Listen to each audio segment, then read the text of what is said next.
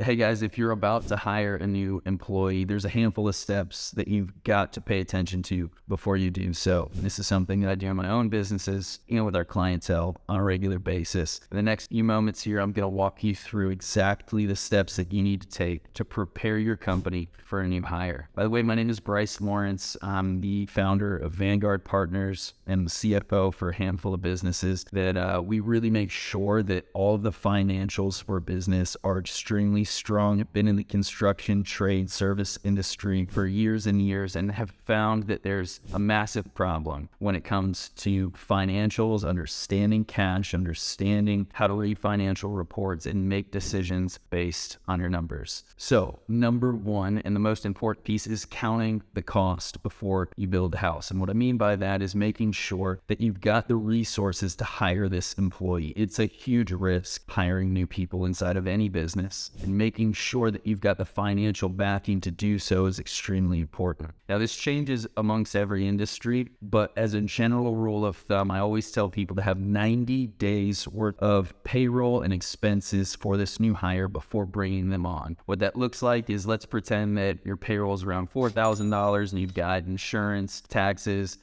maybe this person's in a vehicle, you got to pay fuel for that car, and let's just use a round number of $5,000 cost per month for this new potential employee. What I would recommend is that you have 3 months worth of payroll for this individual. Now that's $15,000 in this scenario, and I would say that you need to have $15K on hand set aside before hiring this employee to take the risk of bringing them on and waiting to see if they're actually going to be able to produce for you, because it takes time, at least 30 days before a new employee actually starts producing. You've got to spend time. You're pulling your energy away from revenue generating activities to train this new person, which leads me to my second point. And this is really important, that you make sure you're not hiring when you're overwhelmed, when you're burning your team out. You've got to prepare ahead of time, and I know that this is another really big risk. But if you're hiring when you're already overwhelmed, you're not going to train this individual well. You're not going to onboard them. They're not going to produce as fast as they should. So in the slow season, in the slow months, we need to make sure we set finances aside to hire these people and bring them on so that we can keep up with our production when it ramps up again.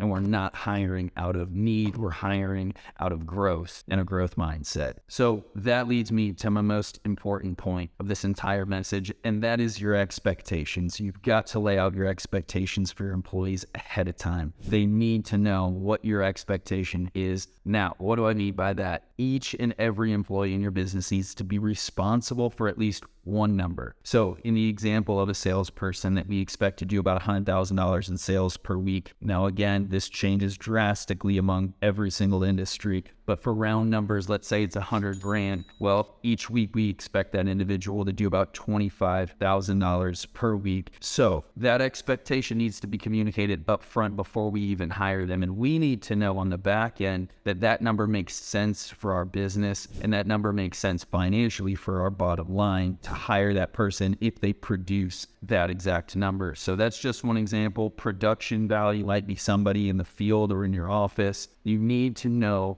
what your expectations are so that you can communicate them up front to the individual employees so they can win in their new role. Now, if you found any value in this video, please go ahead and hit the subscribe button, and I'll see you next week. We're going to be talking about the exact number and how to calculate how much to pay every single employee. I'll see you there.